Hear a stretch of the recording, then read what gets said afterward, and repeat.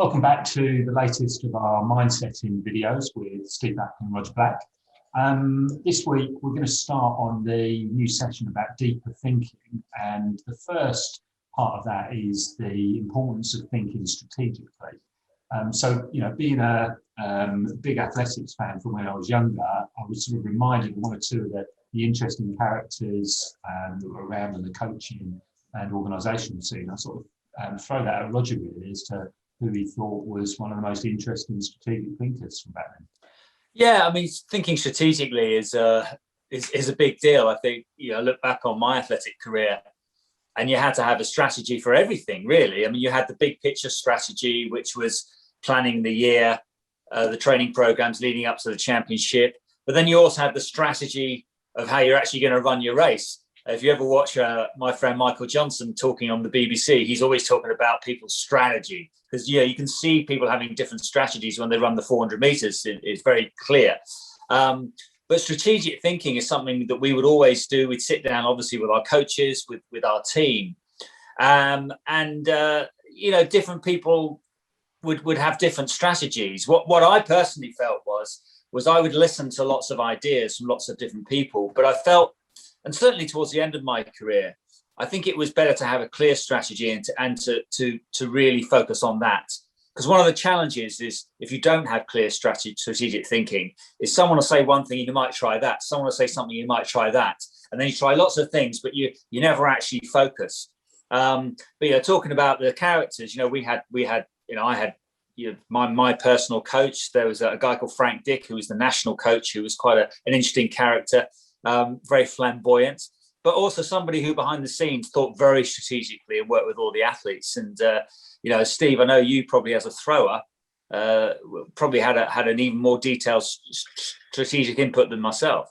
Yeah, I guess so. Although I was just thinking, as you're saying that, it didn't unfold during a race, so there's no interaction with the opposition as such. I'd have a strategy for the competition, and I would, take it to. I think where I would go with this, and obviously the benefit of doing the program is show you how to do it. But thinking back to the sporting days, one of the other big characters around, a big influence on the development of the whole sport, let alone the individuals in it, was a guy called Andy Norman.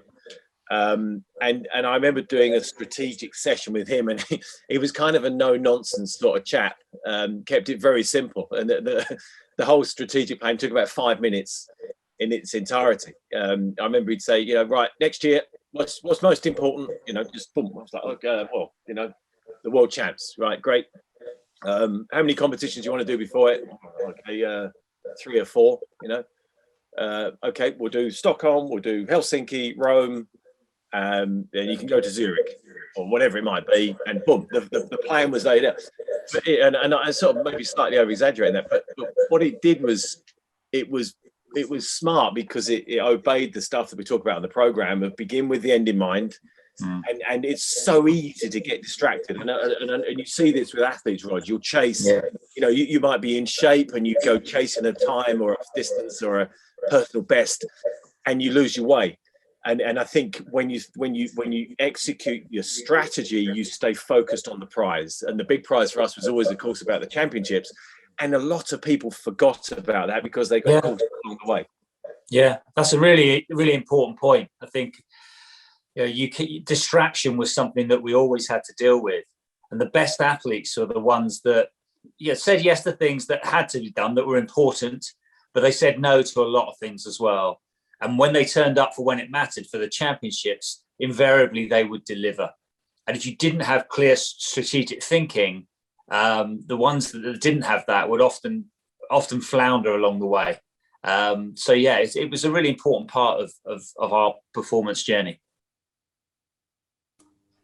Guys, that's fascinating as always. I'd love to talk to you for ages about that particular subject. But thanks for that. We'll see you next week for the next video. Cheers. See you then.